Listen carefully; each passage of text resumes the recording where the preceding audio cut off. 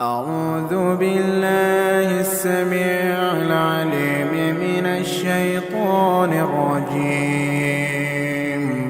بسم الله الرحمن الرحيم.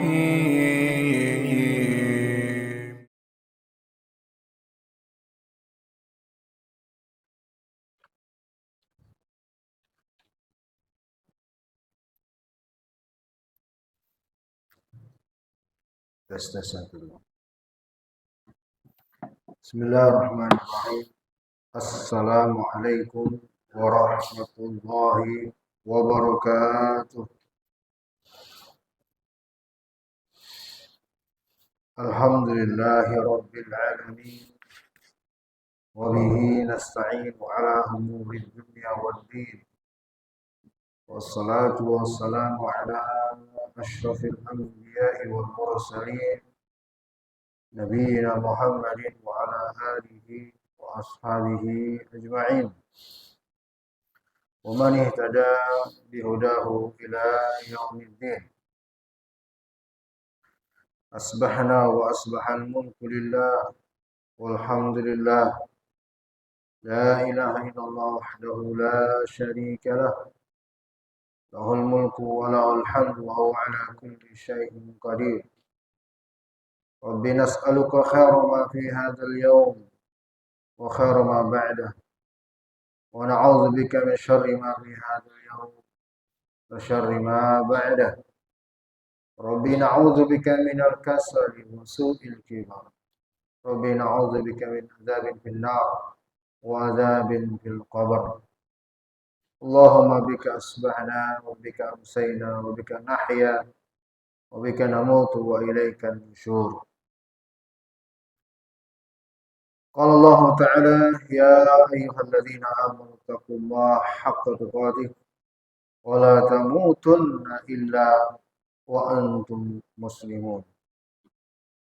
Hadirin yang saya hormati dan yang saya muliakan, Bapak-bapak, Ibu-ibu yang saya hormati, hadirin jamaah Masjid As-Salam, semua yang telah hadir di forum ini, semoga senantiasa dirahmati oleh Allah Subhanahu wa taala.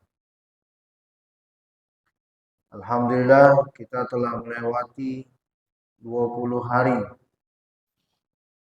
Dan ini adalah hari pertama 10 akhir Ramadan.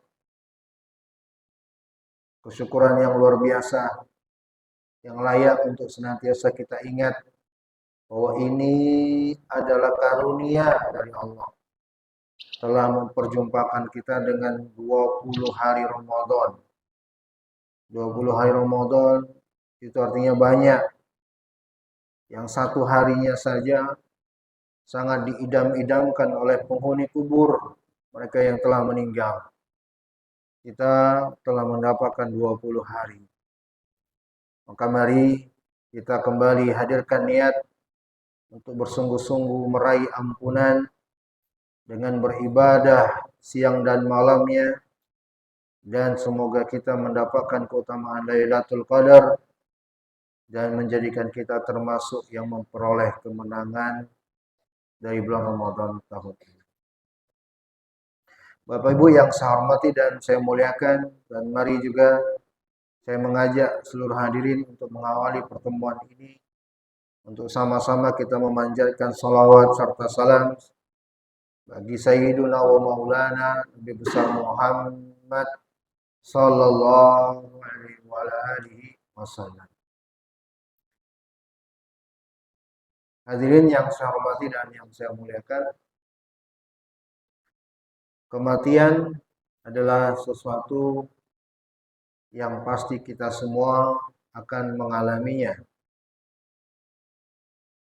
Kematian adalah sesuatu yang pasti akan mendatangi kita dalam keadaan kita siap atau tidak siap, dalam keadaan kita sehat atau sakit, tua atau bahkan yang muda, kaya ataupun miskin, pemimpin atau yang dipimpin, pasti akan didatangi yang namanya kematian tanpa permisi terlebih dahulu. Allah Subhanahu wa taala berfirman, "Kullu nafsin dha'iqatul maut wa innama tuwaffawna ujurakum yawmal qiyamah. Faman zuhziha 'anil nar wa udkhilal jannah faqad faz wa mal hayatud dunya illa mata'ul ghurur." Setiap jiwa pasti akan mengalami kematian. Dan sesungguhnya kami akan memberikan balasan untuk kalian pada hari kiamat nanti. Barang siapa yang diselamatkan dari neraka dan dimasukkan ke dalam surga, dialah yang memperoleh kemenangan. Dan tidaklah kehidupan dunia ini melainkan hanya sebatas perhiasan yang melalaikan.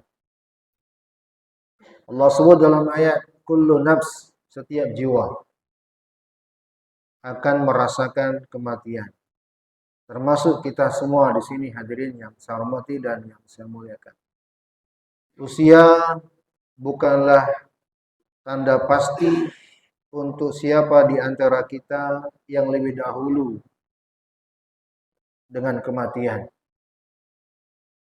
Bisa jadi usia yang lebih muda di antara kita di sini yang lebih dahulu menghadapi kematian. Maka mari kita semua memperhatikan perkara ini dan kita senantiasa menyiapkan diri untuknya. Kisah yang akan saya sampaikan pada pertemuan pagi hari ini terkait dengan husnul khotimah dan su'ul khotimah. Tentang akhir usia yang baik dengan akhir usia yang buruk. Kematian yang baik, kematian yang buruk. Kisah nyata yang saya nukil dari salah satu kitab tulisan ulama kita yang berjudul Azzamul Qadim, halaman 36 hingga halaman 42. Bahwa kisah ini dialami oleh seorang petugas jalan raya, polisi jalan raya, yang biasa memang menyaksikan fenomena orang-orang yang meninggal karena kecelakaan. Yang di beberapa kejadian tersebut menjadi titik balik bagi beliau untuk taubat kepada Allah Subhanahu wa taala. Ini adalah kisah tentang seorang yang penggemar musik dan pencinta Al-Quran, Saif Al-Battar, yang dia juga merupakan petugas polisi jalan raya. Dia mengisahkan awal mula tentang dirinya. Katanya ketika ia masih duduk di bangku sekolah, dia hidup bersama kedua orang tuanya dalam lingkungan yang baik. Saif Al-Battar di masa kecilnya selalu mendengarkan doa dari sang ibu. Apalagi ketika dia pulang dari keluyuran dan begadang di malam hari. Demikian juga ia senantiasa mendapatkan ayahnya yang rajin menunaikan sholat. Dia berkata dalam hati, aku heran mengapa ayah sholatnya begitu lama. Apalagi di musim dingin yang sangat menyengat tulang. Aku sungguh sangat heran. Bahkan hingga aku berkata kepada diriku sendiri, Alangkah sabarnya mereka setiap hari begitu. Keadaannya berdoa dan sholat. Benar-benar mengherankan. Kata beliau, aku belum tahu bahwa disitulah sebenarnya kebahagiaan seorang mukmin dan mukminah itu.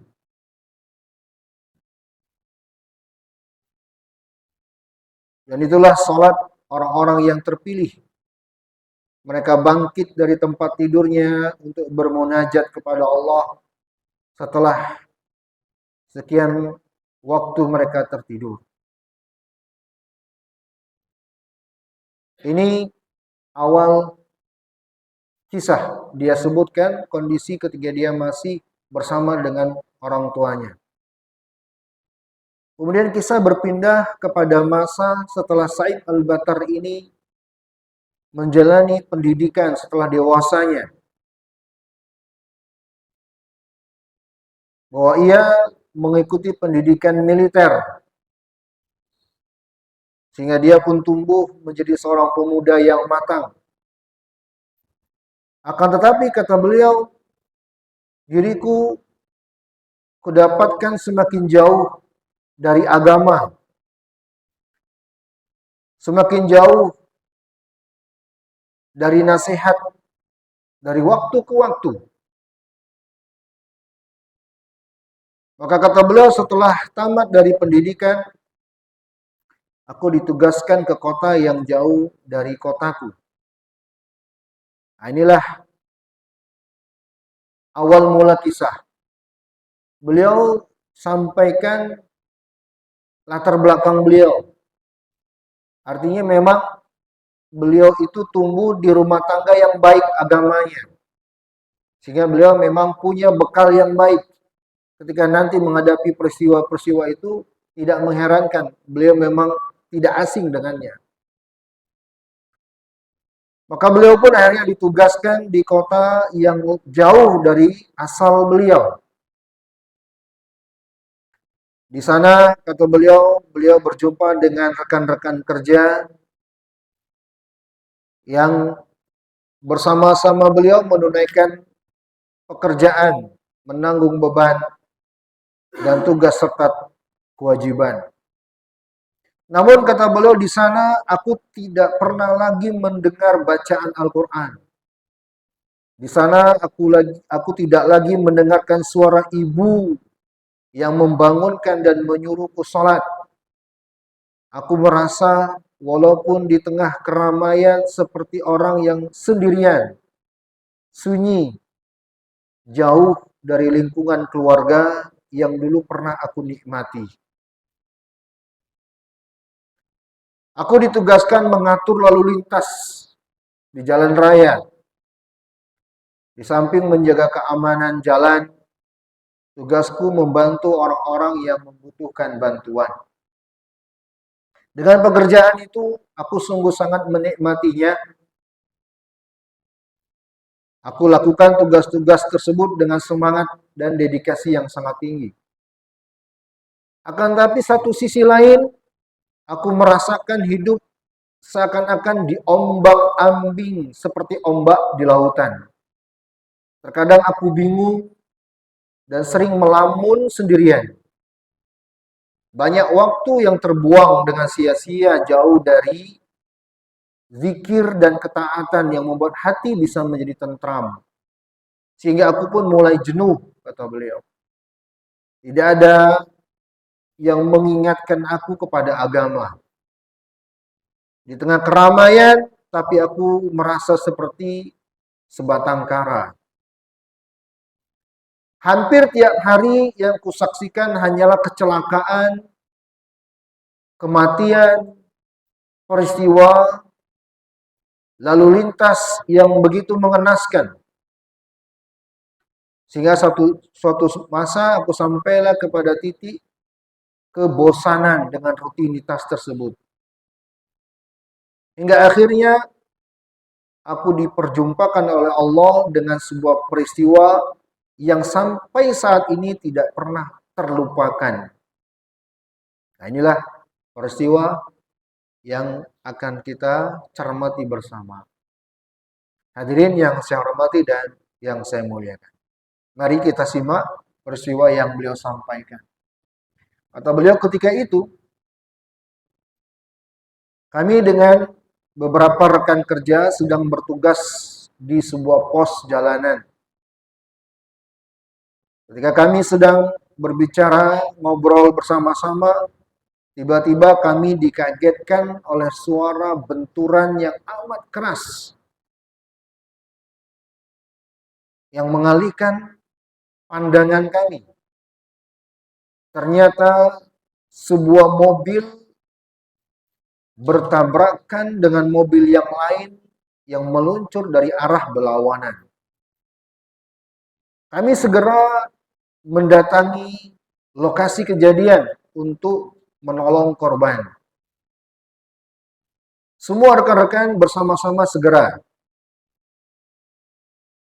Dan kami menyaksikan kejadian yang sungguh sangat tragis. Kami lihat dua penumpang di salah satu mobil dalam kondisi yang sangat kritis. Dua penumpang tersebut dari salah satu mobil yang terjadi kecelakaan, kami tolong untuk mengeluarkannya dari mobilnya dan kami terlentangkan di tanah. Kemudian kami menuju ke mobil satunya. Namun sungguh sangat disayangkan, penumpangnya telah tewas dalam keadaan yang sangat mengerikan. Kami pun segera mendatangi kembali kedua penumpang mobil yang pertama. Mereka dalam kondisi koma.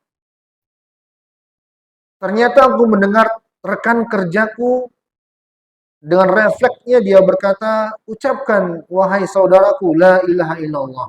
Ucapkanlah wahai saudaraku la ilaha illallah. Ucapkanlah wahai saudaraku la ilaha illallah. Ucapan atau ujar temanku, rekan kerjanya. Kata beliau, tapi sungguh sangat mengherankan. Dari mulut korban kecelakaan tersebut, justru yang kami dengarkan lantunan lagu-lagu yang membuat kami merinding. Temanku yang mengajaknya untuk mengucapkan kalimat la ilaha illallah tampaknya sudah biasa menghadapi orang-orang dalam keadaan sekarat seperti itu, sehingga dia tidak memperdulikan.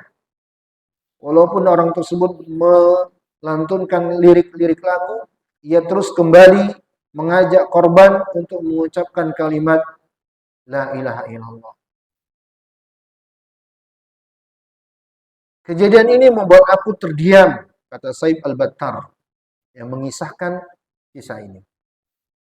Membuat aku diam, terbisu. Aku tak berkutik dengan pemandangan seperti itu. Seumur hidupku, aku belum pernah menyaksikan orang yang sekarat, apalagi dalam kondisi yang seperti itu. Dengan kedua mataku, aku menyaksikan temanku yang terus-menerus mengajak kedua korban untuk mengucapkan kalimat apa jemaah? Kalimat apa? La ilaha illallah, la ilaha illallah, la ilaha illallah. Tapi ternyata terus kedua korban melantunkan lagu-lagu. Dan lama-kelamaan, kata beliau, kami mendengar suara dari mulut kedua korban semakin melemah, dan semakin melemah. Orang yang pertama terdiam, tak bersuara lagi, kemudian disusul orang yang kedua. Tiada gerakan, tiada suara, dan ternyata keduanya meninggal dunia. Kami pun segera membawa mereka ke dalam mobil yang telah kami siapkan. Dan aku melihat temanku yang tadi berusaha untuk mengajaknya mengucapkan kalimat tauhid tersebut tertunduk sedih, dan tak berbicara sepatah kata pun. Selama perjalanan hanya ada kebisuan, hening, sehingga kesunyian pun akhirnya pecah ketika temanku yang mulai berbicara. Ia berbicara tentang hakikat kematian dan tentang su'ul khatimah, akhir usia yang buruk, kematian yang buruk. Ia berkata, manusia akan mengakhiri hidupnya dengan baik atau buruk. Dan akhir umur itu biasanya adalah pertanda dari apa yang dilakukan olehnya selama di dunia. Ia bercerita panjang lebar kepadaku tentang berbagai kisah yang diriwayatkan di dalam buku-buku Islam. Ia juga berbicara bagaimana seseorang akan mengakhiri hidupnya sesuai dengan masa lalunya secara lahir dan batin. Sehingga perjalanan menuju rumah sakit terasa singkat oleh pembicaraan kami tentang kematian tersebut.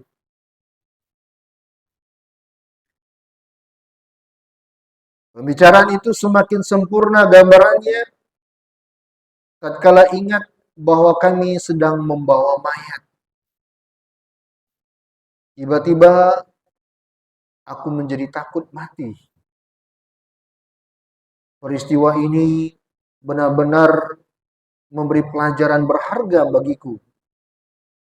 Sejak hari itu, kata beliau, aku sholat khusyuk sekali. Dan perlahan-lahan aku pun mulai melupakan peristiwa itu.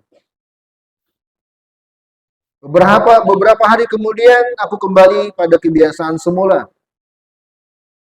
Aku seperti tak pernah menyaksikan apa yang menimpa dua orang yang tak kukenal beberapa waktu lalu. Namun sejak saat itu aku memang benar-benar menjadi benci kepada yang namanya lagu-lagu yang selama ini aku sangat menyukainya. Aku tak mau tenggelam dengan lagu-lagu menikmatinya seperti sebelumnya. Mungkin itu ada kaitannya dengan lagu yang pernah ku dengar dari dua orang yang sedang sekarat pada peristiwa itu. Hadirin yang saya hormati dan yang saya muliakan. Kemudian di sini beliau berpindah kepada kisah beberapa bulan setelah itu. Kejadian yang sungguh sangat menakjubkan. Kata beliau, selang 6 bulan dari peristiwa yang mengerikan itu, sebuah kejadian menakjubkan kembali terjadi di depan kedua mataku. Seorang yang mengendarai mobilnya dengan pelan, lalu tiba-tiba mobilnya mogok di depan sebuah terowongan menuju kota. Supir mobil itu turun dari mobilnya untuk mengganti ban yang ternyata ia dapatkan kempes. Lalu ketika ia berdiri di belakang mobil untuk menurunkan ban serepnya, tiba-tiba sebuah mobil dengan kecepatan yang sangat tinggi menabraknya dari arah belakang.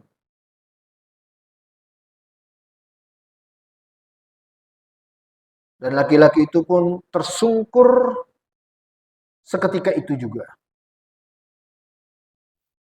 Aku dengan rekan kerjaku yang lain, tapi bukan dengan orang yang pertama bersamaku pada peristiwa yang pertama tadi, segera menuju lokasi. Kami datang dengan membawa mobil, ambulan, dan segera kami menghubungi rumah sakit untuk segera menyiapkan memberikan penanganan. Kami bawa korban ke mobil dan kami lihat ternyata dia masih muda usianya. Dari tampangnya, kata beliau, terlihat korban adalah seorang yang taat beragama.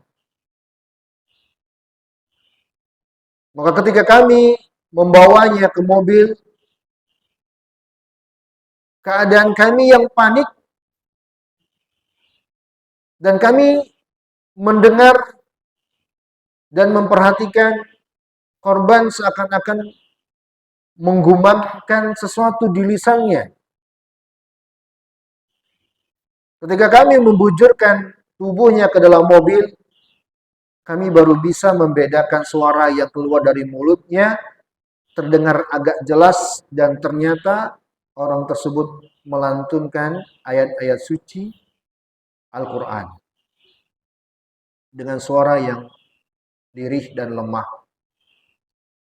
Aku kagum di dalam hati, dalam kondisi kritis, orang seperti ini masih sempat melantunkan ayat-ayat suci Al-Quran.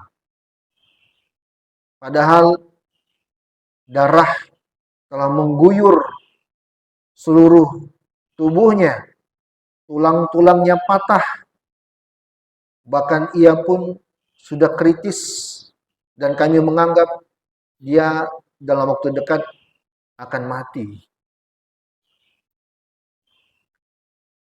Namun dalam kondisi seperti itu, ia terus melantunkan ayat-ayat Al-Quran dengan suaranya yang merdu. Kami pun akhirnya menyimpulkan yang dia perdengarkan adalah Al-Quran. Kata beliau, selama hidup aku tidak pernah mendengar suara bacaan Al-Quran seindah itu.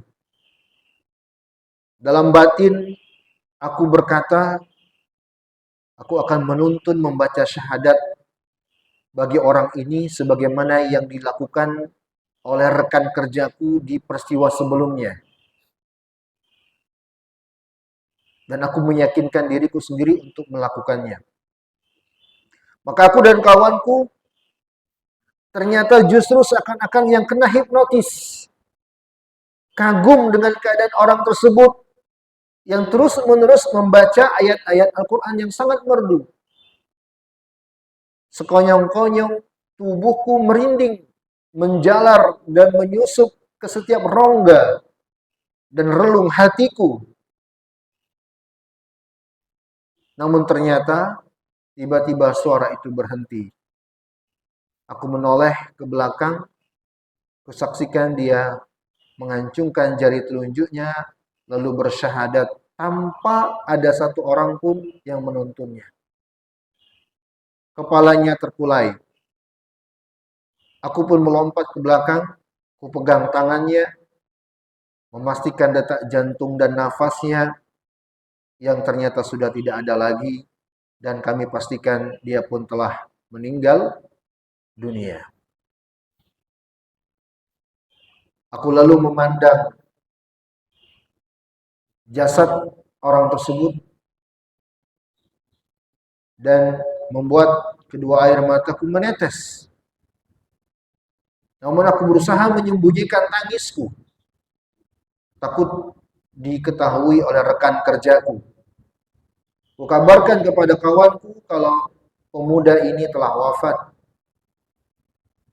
Dan ternyata rekan kerjaku tak kuasa menahan tangisnya. Demikian pula halnya dengan diriku. Maka kami pun akhirnya menangisi kematian orang tersebut. Suasana akhirnya betul-betul sangat mengharumkan, membuat kami terharu dengan kematian pemuda yang melantunkan ayat-ayat suci Al-Quran tersebut. Sampai di rumah sakit, kepada orang-orang di sana kami mengabarkan perihal kematian pemuda itu dan peristiwa menjelang kematiannya yang sangat menakjubkan. Banyak orang yang memperhatikan dan mendengar serta menyimak kisah yang kami sampaikan tersebut, sehingga tak sedikit di antara mereka yang ikut meneteskan air mata. Salah seorang dari mereka, demi mendengar kisahnya, segera menghampiri jenazah dan mencium keningnya. Semua orang yang hadir memutuskan untuk tidak beranjak sebelum mengetahui secara pasti kapan jenazah akan disolatkan. Mereka ingin memberi penghormatan terakhir kepada jenazah karena mereka semua ingin ikut menyolatinya. Salah seorang petugas rumah sakit menghubungi rumah duka. Kami ikut mengantarkan jenazah hingga ke rumah keluarganya. Salah seorang saudaranya mengisahkan ketika kecelakaan sebetulnya korban hendak menjenguk neneknya di desa. Pekerjaan atau hal itu memang rutin dia lakukan setiap hari Senin. Di sana sang korban memang biasa menyantuni anak yatim, orang-orang miskin. Dan ketika terjadi kecelakaan, mobilnya penuh dengan beras, gula, buah-buahan, dan berbagai barang kebutuhan pokok lainnya. Ia juga tak lupa membawa buku-buku agama dan kaset-kaset ceramah pengajian. Semua itu untuk dibagikan kepada orang-orang yang ia santuni. Makanya ia juga membawa permen untuk dibagikan kepada anak-anak kecil. Bila ada yang mengeluhkan padanya tentang kejenuhan dan dalam perjalanan, ia menjawab dengan halus, justru saya memanfaatkan waktu perjalananku dengan menghafal dan mengulang-ulang bacaan Al-Quran. Juga mendengarkan kaset-kaset pengajian, aku mengharap ridha Allah pada setiap langkah kaki yang aku ayunkan, kata korban. Aku ikut menyolati jenazah dan mengantarnya ke sampai kuburan. Dalam liang lahat yang sempit, ia pun dikebumikan. Wajahnya dihadapkan ke kiblat. Bismillah wa ala millati Rasulillah. Pelan-pelan kami pun menimbunnya dengan tanah. Is'alullah as-sabat li akhikum fa innahu sayus'al. Mintalah kepada Allah keteguhan hati untuk saudaramu karena dia akan ditanya. Kata seorang penceramah di saat-saat prosesi penguburan jenazahnya. Lelaki ini menghadapi hari pertamanya dari hari-hari akhirat. Dan aku sungguh seakan-akan sedang menghadapi hari pertamaku di dunia. Aku benar-benar bertaubat dari kebiasaan burukku. Mudah-mudahan Allah mengampuni dosa-dosaku di masa yang lalu dan meneguhkan hatiku untuk tetap mentaati kepada Allah, memberiku kesudahan hidup yang baik, husnul khatimah, serta menjadikan kuburan dan kuburan kaum muslimin sebagai taman-taman surga. Amin. Inilah kisah tentang Said Al-Battar yang menyaksikan dua kematian yang buruk dan kematian yang baik. Hadirin yang saya hormati dan yang saya muliakan, ini kisah yang bisa kita ambil pelajaran darinya pada pertemuan kali ini, dan sungguh sangat pelajaran sebenarnya dari kisah ini untuk kita semua. Di antaranya yang pertama dari kisah ini kita mendapatkan pelajaran betapa pentingnya peranan keluarga. Betapa pentingnya peranan keluarga.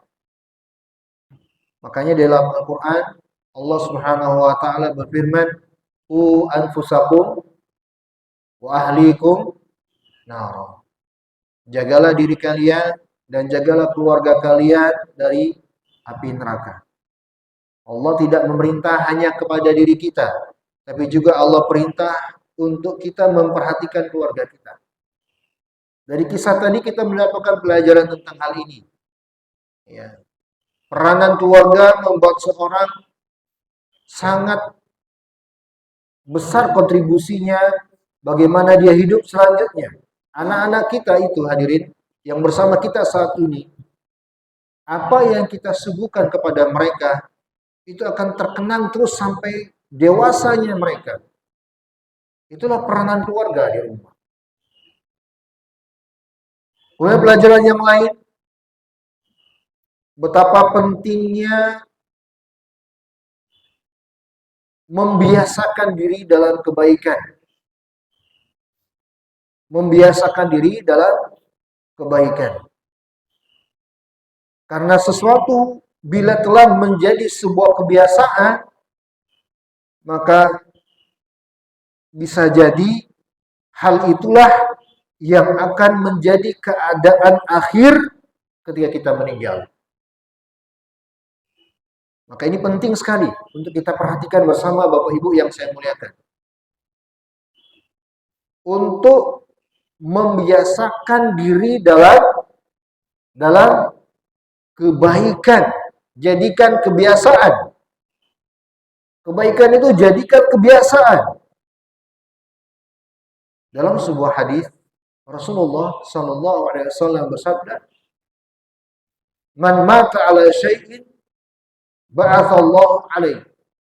Dalam hadis diriwayatkan Imam Muslim dari Jabir bin Abdullah, beliau bersabda, barang siapa yang wafat dalam keadaan sesuatu, maka Allah akan membangkitkan dia dalam keadaan itu. Dalam keadaan yang ia terbiasa dengannya.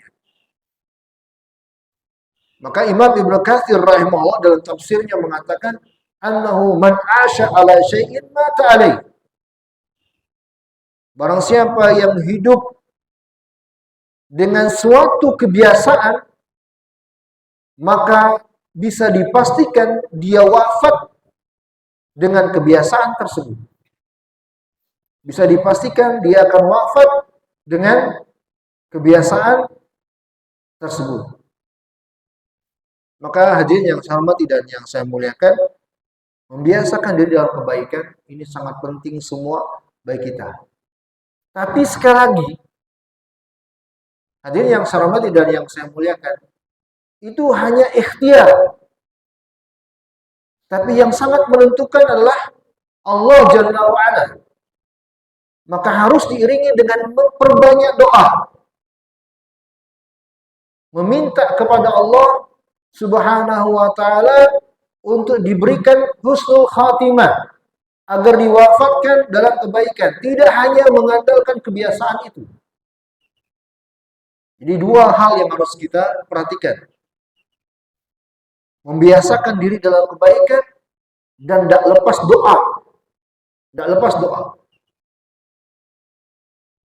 Ada sebuah hadis yang lain.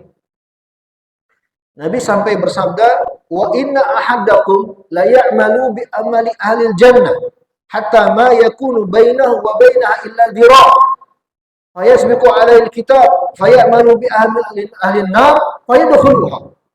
Sungguh kata Nabi, ada di antara kalian itu yang senantiasa beramal baik seakan-akan dia dengan surga sudah cuma satu jengkal saja. Saking solehnya, saking taatnya, saking baiknya, seakan-akan dia dengan surga dekat sekali. Biasa dia dengan kebaikan. Sudah kita bisa katakan, oh ini penghuni surga. Tapi ternyata dia tutup di akhir usia dengan amalan penduduk neraka. Kata Nabi, akhirnya dia dimasukkan ke dalam neraka. Na'udzubillah. Maka bukan hanya mengandalkan kebiasaan. Kebiasaan penting harus, tapi ada hal lain yang gak kalah pentingnya. Apa itu? Doa. Minta kepada Allah Subhanahu wa ta'ala. Agar kita tidak takabur. Agar kita selalu bergantung kepada Allah. Bukan bergantung kepada diri kita sendiri. Lihatlah doa Nabi kita, Nabi besar Muhammad sallallahu alaihi wasallam. Beliau banyak minta kepada Allah dengan doa, ya muqallibal qulub, tsabbit qalbi ala dinik. Allahumma ya musarrifal qulub, sarrif qalbi ala ta'atik. Wahai engkau yang membolak-balikkan hati, kokohkanlah hatiku dalam agamamu. Wahai engkau yang memalingkan hati, palingkanlah hati ini selalu taat kepadamu. Ini doanya Rasulullah, Nabi kita, yang udah jelas-jelas penghuni surga. Bagaimana dengan kita? Kita lebih butuh dengan doa. Doa-doa seperti ini. Dan inilah doa para nabi dulu. Wa alhiqni bis solihin. Wa tawaffani muslima wa alhiqni bisalihin.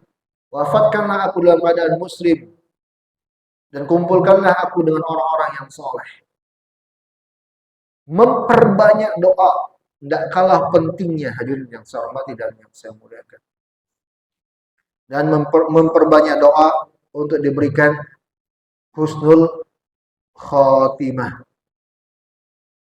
Kemudian pelajaran yang lain, hadirin yang saya hormati dan yang saya muliakan,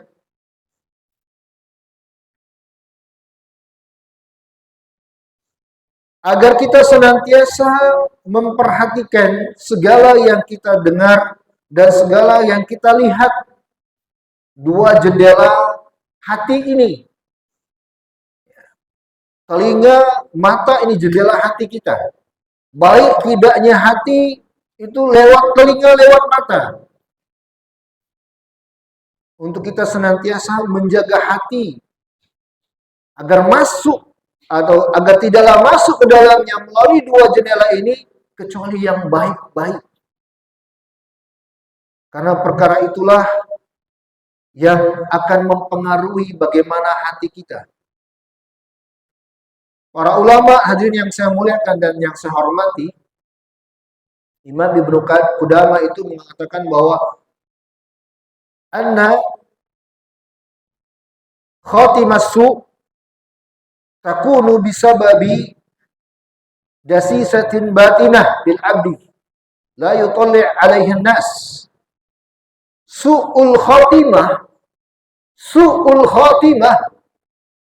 itu biasa terjadi dengan sebab perkara buruk yang disembunyikan oleh seorang hamba yang senantiasa ia lakukan tanpa diperhatikan, diketahui oleh orang lain.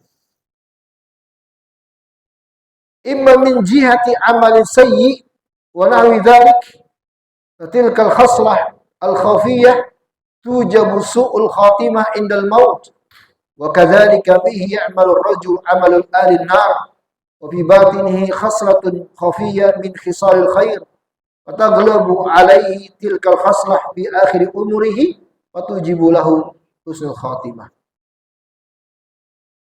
Karena amalan buruk yang tersembunyi yang dia lakukan itu yang bisa menjadi sebab akhirnya dia mengalami su'ul khatimah ketika wafatnya. Sebagaimana orang yang bisa jadi terlihat di depan mata kita melakukan perbuatan-perbuatan buruk, tapi dia menyembunyikan perbuatan-perbuatan baik, yang bisa jadi dengan sebab itu dia mendapatkan husnul khatimah. Maka hadirin yang saya hormati, kata beliau, dasa is-su al-khafiyah tujabu su al-khatimah. Perkara buruk yang tersembunyi yang biasa dilakukan seorang hamba itu biasa menjadi sebab su'ul khatimah. Kemudian pelajaran yang lain, hadirin yang saya muliakan, betapa luar biasanya keutamaan yang Allah berikan untuk orang yang rajin membaca Al-Quran. Lihat pada kisah tadi, Allah mudahkan lisannya, korban kecelakaan ditabrak, walaupun tabrakan sangat keras untuk bisa baca Al-Quran. Dan saya teringat teman dekat saya. Persis kejadian seperti yang kita dengarkan bersama tadi.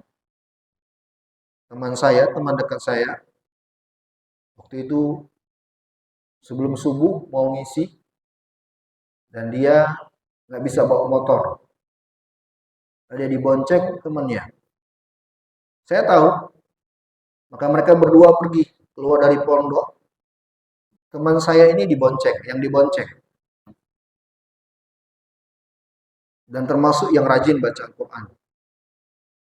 Ketika keluar gang dari pondok untuk ke jalan raya, motornya ditabrak truk dan kecepatan yang sangat tinggi. Suaranya sampai terdengar di dalam pondok pesantren, saking kerasnya. Karena memang kondisi lagi sunyi, suara kan mungkin wajar terdengar. Kita pun langsung keluar. Supir yang bawa motor aman, motor hancur. ringsek. Teman saya nggak sadarkan diri, pahanya patah dan dia tak sadarkan diri, langsung dibawakan ke rumah sakit, operasi, dan dokter menyimpulkan gegar otak, hilang ingatannya.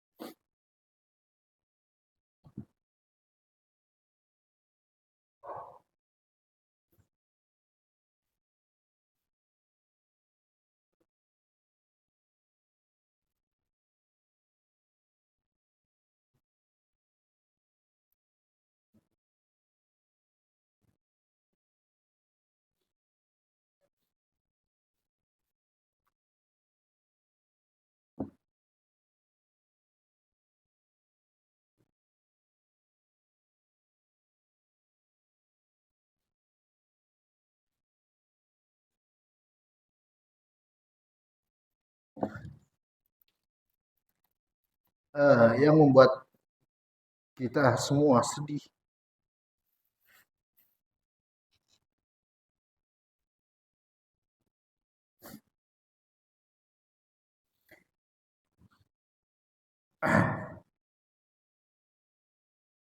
Itu sahabat saya sampai jangankan dengan kita, dengan ibunya pun dia nggak ingat.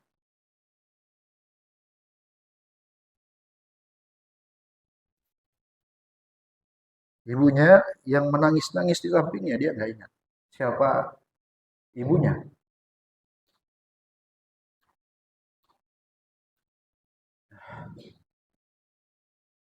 Yang membuat kami semakin kagum ketika kami diam, dia membaca Al-Quran.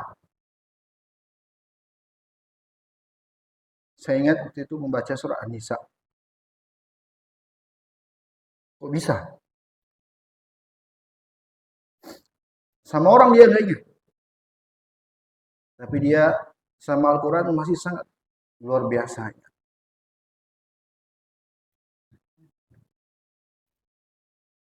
Lama proses untuk mengembalikan ingatan beliau, tapi dengan cara dibacakan Al-Quran oleh beberapa teman-teman santri yang lain. Terus bacakan Al-Quran. Akhirnya kembali, alhamdulillah, dalam waktu yang cukup lama. Itu kejadian yang saya sendiri mengetahui ada di antara rekan kita yang seperti itu. Maka ini penting hadirin yang saya muliakan untuk kita rajin-rajin baca Al-Quran. Bapak Ibu mungkin yang belum tergerak hatinya membaca Al-Quran, kapan lagi mau baca Al-Quran kalau bukan sekarang? Bulan Ramadan, momentum yang tepat untuk kita mengakrabkan diri dengan Al-Quran. Mudah-mudahan Bapak Ibu semua wafat dalam keadaan membaca Al-Quran. Kemudian baca yang lain hadirin yang saya hormati dan yang saya muliakan. Nasihat untuk kita semua bahwa untuk meraih husnul khotimah itu butuh perjuangan, butuh kesungguh-sungguhan. Ya. Karena Allah Subhanahu wa taala memerintahkan kita untuk wafat dalam keadaan muslim. Ya ayyuhalladzina amanu taqullaha haqqa tuqatih wa la tamutunna illa wa antum muslimun. Wahai orang-orang yang beriman, bertakwalah kalian dengan sebenar-benarnya. Allah sebut dengan kalimat haqqa tuqatih. Sebenar-benarnya ketakwaan, bukan hanya memerintahkan bertakwalah kalian saja, enggak. Sebenar-benarnya bertakwa, menunjukkan butuh perjuangan. Dan janganlah kalian wafat kecuali dalam keadaan muslim, kata Allah. Allah sebut kalimat perintah menunjukkan butuh perjuangan. Jangan kalian wafat kecuali dalam keadaan muslim. Kalau kita dulu sering mendengar ya merdeka atau mati.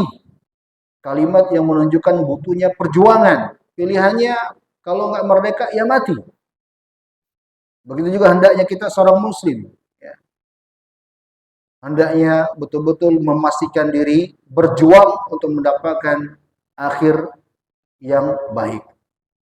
Oleh karena kata para ulama, seorang itu hendaknya senantiasa berusaha bertakwa kepada Allah, berusaha menjalankan perintah, berusaha menjauhi larangan-larangan, sehingga mudah-mudahan dia wafat dalam keadaan baik. Dan marilah kita memperbanyak doa, hadirin, sebagaimana doa yang Nabi SAW panjatkan tadi.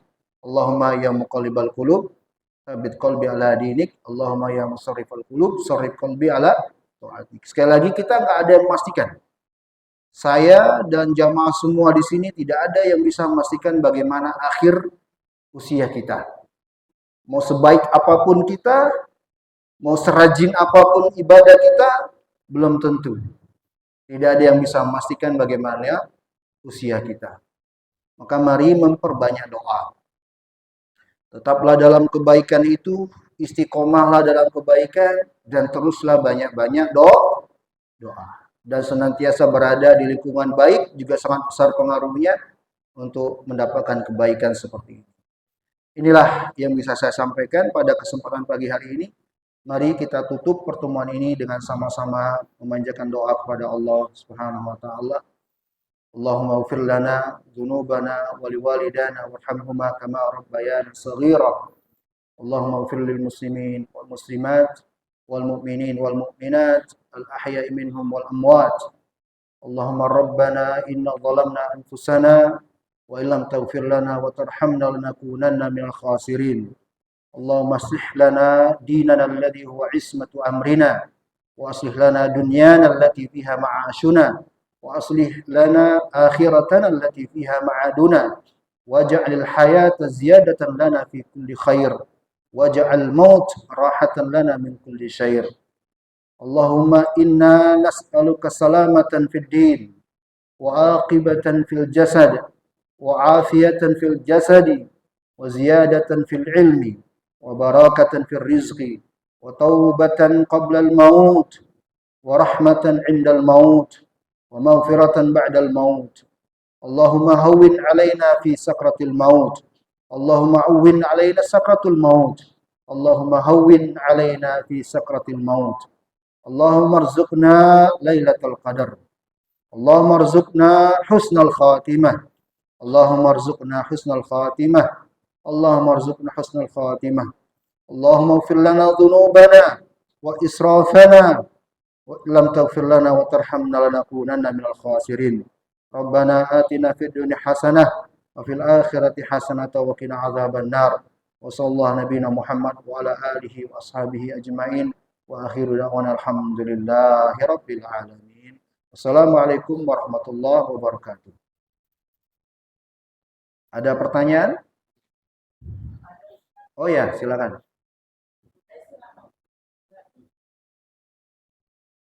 Ya, dan tadi kita walaupun kita ada itu tetap kita harus jangan dulu jangan buat ya.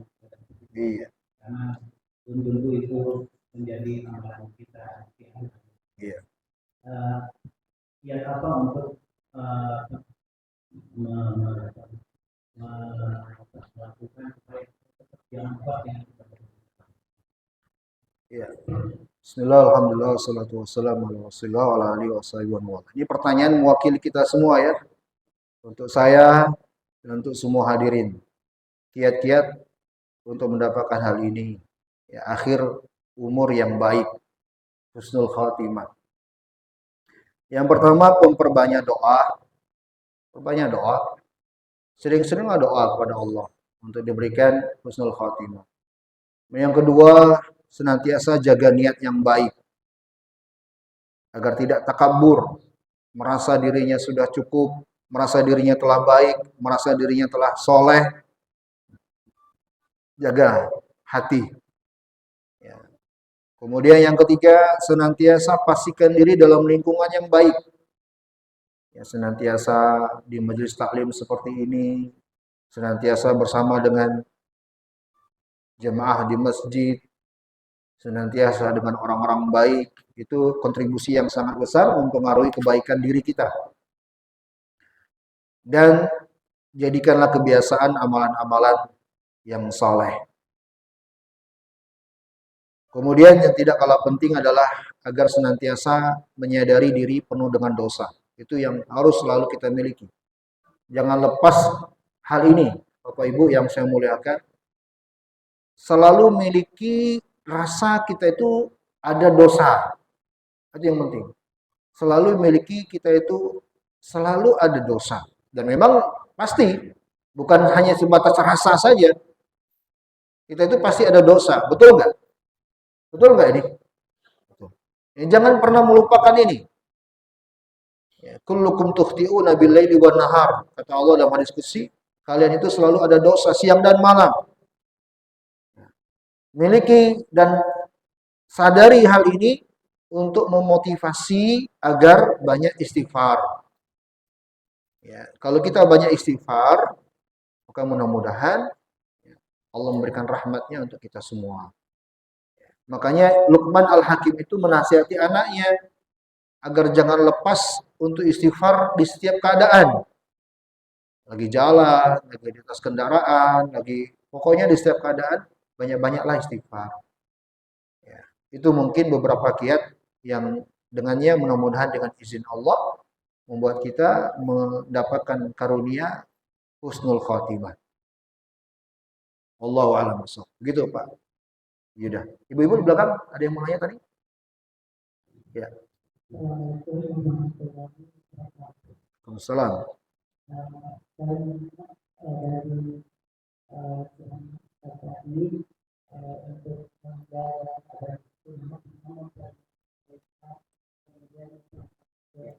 Iya. Kalau saya pendapat tadi berarti orang yang meninggal itu tidak perlu dibimbing karena dia akan mengucapkan apa kebiasaan dan memperbanyak doa. Tapi kan saya dengar kalau orang meninggal itu perlu dibimbing Ustaz. Tapi tadi saya dengar walaupun dibimbing, kalau dia tidak melakukan kebiasaan itu, tetap tidak akan mengucapkan kata-kata yang diberi bimbing atau Ustaz. Kemudian tadi Ustaz mengatakan bahwa walaupun orang itu alim, tapi selalu ada di hatinya tersembunyi keburukan.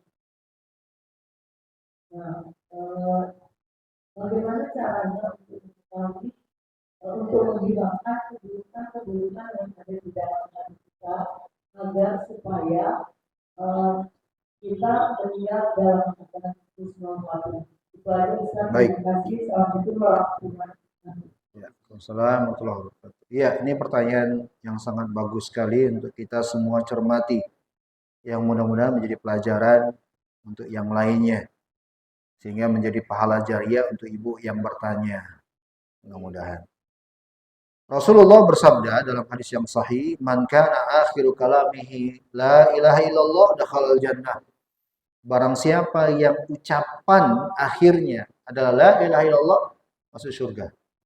Hadis ini terdapat penyebutan padanya, barang siapa yang ucapan akhirnya la ilaha illallah. Man kana akhiru kalamihi, yang akhir ucapannya, maka yang dituntut adalah ucapan. Fenomena yang terjadi ibu, bahwa kita semua sering menyaksikan bahwa orang meninggal itu tidak semuanya bisa mengucapkan kalimat. Itu masalahnya. Makanya Nabi perintahkan laqinu mautakum bila ilaha illallah. Talkinkan itu membimbingnya, bantu dia. Ejakan kepadanya ucapan la ilaha illallah untuk membimbingnya. Bukan mengandalkan, kan dia orang baik. Kalau memang dia baik sudah pasti, belum tentu. Malu. Ya, akhirnya mereka mendengar si ulama ini mengucapkan hadis, Hadatsana fulan an fulan an fulan an fulan sampai ke Nabi. Qala Nabi sallallahu alaihi wasallam, "Man kana akhiru kalamihi la ilaha illallah dakhala jannah." Barang siapa yang akhir ucapannya la ilaha illallah masuk surga, mati dia. Setelah mengucapkan di situ mati dia, meninggal. Nah, jadi memang tetap membutuhkan itu. Kalau kejadian tadi yang kita sampaikan itu berarti dia bisa mengucap. Kalau mereka yang bisa mengucapkan ya nggak butuh lagi bimbingan ibu. Kalau mereka yang masih memiliki kemampuan untuk bisa mengucapkan la ilaha illallah, jelas nggak butuh lagi bimbingan. Tapi kita kan semua pasti menjumpai. Tidak semua orang bisa begitu kan? Ya, jadi jangan mengandalkan dia orang baik, kan dia orang baik. Ya udah nggak usah dituntun, nggak bisa, belum tentu. Apalagi ibu, ingat ini pesan saya, di saat sakratul maut itu godaan setan lebih besar daripada sebelumnya. Imam Ahmad itu di dalam sebuah kisah oleh anaknya Abdullah menceritakan di saat dia sakratul maut, mengatakan la, bisa terjaganya, kemudian pingsan. Ketika terjaga la itu artinya tidak. Siuman, tersadarkan lagi, pingsan, siuman, pingsan. Ketika tersadarkan anaknya bertanya, "Wahai ayah, engkau mengatakan tidak, kenapa?" Kata Imam Ahmad tadi syaitan mengatakan di samping telingaku, terdengar kalimat kata Imam Ahmad, "Wahai Ahmad, engkau orang soleh. Wahai Ahmad, engkau orang soleh. Wahai Ahmad, engkau orang baik." Imam Ahmad tahu kan ulama besar. Imam Ahmad, muridnya Imam Syafi'i. Yang udah jelas-jelas ulamanya. Beliau mengatakan tidak. Kata para ulama ini menunjukkan bahwa di saat sakratul maut itu godaan syaitan sungguh sangat luar biasa. Maka butuh orang di samping. Kita yang walaupun kita mendapatkan ini orang taat, belum tentu dia selamat dari godaan syaitan di waktu-waktu akhirnya. Makanya kita butuh terus mendampingi orang yang sakratul maut. Butuh. Jangan lepas. Satu saat, satu detik pun jangan lepas kalau bisa ibu. Nanti kalau kita mendapatkan siapapun bisa sakratul maut, bimbing terus, dampingi terus, jangan lepas. Karena setan akan terus menggodanya supaya mati dalam keadaan kufur. Itu yang paling diinginkan oleh setan. Agar kita wafat dalam keadaan kufur. Setan itu memang itu yang dia inginkan. Na'udzubillahi minasyaitonirrajim. Pertanyaan kedua, bagaimana caranya agar hati kita bersih? Senantiasa banyak berdoa ibu. Banyak-banyaklah berdoa kepada Allah, kemudian belajar agama. Majelis di sini alhamdulillah DKM kita ucapkan terima kasih kepada mereka, jazakumullahu khairan. Semoga menjadi pahala jariah untuk mereka. Kajian-kajian seperti yang saya sendiri diberi amanah tafsir, di situ ada penjelasan bagaimana hati kita itu bersih. Ada tuntunannya agar kita jauh dari riya, jauh dari hasad, jauh dari prasangka buruk. Itu dengan senantiasa siraman rohani, nasihat terus yang kita dapatkan melalui majelis taklim seperti ini, atau nanti ibu pulang di rumah nyalakan televisi atau radio yang memperdengarkan nasihat-nasihat agama. Jangan dengarkan acara-acara gosip. Itu yang mempengaruhi hati kita menjadi rusak dan kotor. Orang-orang di luar sana yang jauh dari agama, yang selalu mengkonsumsi tayangan-tayangan rusak seperti ini, itu rentan hati mereka rusak. Ada orang yang meninggal, ibu-ibu teriak-teriak di saat sakratul maut, marah-marah, padahal nggak ada sebabnya, marah-marah di saat sakratul maut. Ada orang yang meninggal di saat sakratul maut, ngomongnya, Bapak Ibu pernah dengar nggak? Skakster, tahu skakster nggak? Catur, skakster. Kalau tadi di kisah yang kita dengarkan lagu-lagu. Saya yakin di antara sebab kenapa ini bisa terjadi atas ketentuan dari Allah karena tayangan-tayangan yang selalu dia saksikan. Betul tidak? Betul tidak? yang selalu masuk lewat matanya, masuk lewat telinganya, itulah yang tertanam menumpuk di hati. Nah, kalau kita memasukkan dari telinga mata telinga kita ini siraman rohani, ayat-ayat, hadis-hadis, itu yang buat hati kita bersih. Nah, jadi Ibu rajin-rajin majelis taklim. Ya, di masjid ini alhamdulillah nih ada Ustadz Yuda ya, Ustadz Yuda ya. Ada Ustadz Sahal, ada Ustadz siapa lagi Pak Yuda? Ustadz Iswahyudin. Atau di tempat lain Ibu. Majelis taklim itu sangat besar sekali peranan untuk kita semua untuk menjaga hati kita agar senantiasa bersih dengan izin Allah Subhanahu wa taala. Jadi itu caranya Ibu. Sekali lagi saya ingatkan untuk menjaga hati, jaga telinganya. Telinganya apa Ibu? Telinga hati apa Ibu? Ayo, jendelanya hati apa Ibu? Jendelanya hati apa? Telinga dan mata. Ibarat rumah nih, kan yang masuk ke dalam kan lewat jendela Ibu, betul nggak? Udara-udara itu. Kita merasakan dari luar kan lewat jendela-jendela ini. Nah hati kita juga begitu. Yang masuk ke dalam ini lewat dua jendelanya. Pertama ini nih, yang kedua ini nih. Ini jendela hati nih. Bagus tidak hati kita ini apa yang masuk lewat jendela ini? Yang kita dengarkan apa sih? Yang kita lihat apa sih? Itu yang masuk. Nah kalau kita ingin hati kita sehat, pastikan yang masuk lewat ini yang baik-baik. Dengan majelis taklim, dengan membaca, mendengar. Ya. Kalau kita nggak bisa baca Quran, setelkan dengar Quran. Gitu. Wallahu a'lam bishawab. Sekali lagi ya ibu-ibu, bapak-bapak juga di sini yang masih muda-muda, usia tua bukan jaminan bahwa mereka yang lebih dahulu dari kita. Betul tidak? Betul tidak? Bukan jaminan. Bisa jadi yang paling muda di antara kita saat ini. Siapa yang paling muda? Lebih dulu daripada yang lebih tua. Maka kita semua. Jadi Ibu, maksud saya gini, nasihat ini untuk semua kita. Untuk semua, bukan untuk bapak-bapak yang udah lanjut usia, ada Pak Badrun di sini, ada yang bapak-bapak ibu-ibu belakang usia. Bukan untuk bapak-bapak ibu yang udah lanjut, tapi untuk kita semua, untuk saya, untuk adik-adik, kita semua. Karena kematian itu setiap saat ada di hadapan kedua mata kita. Wallahu taala alam bishawab. Cukup.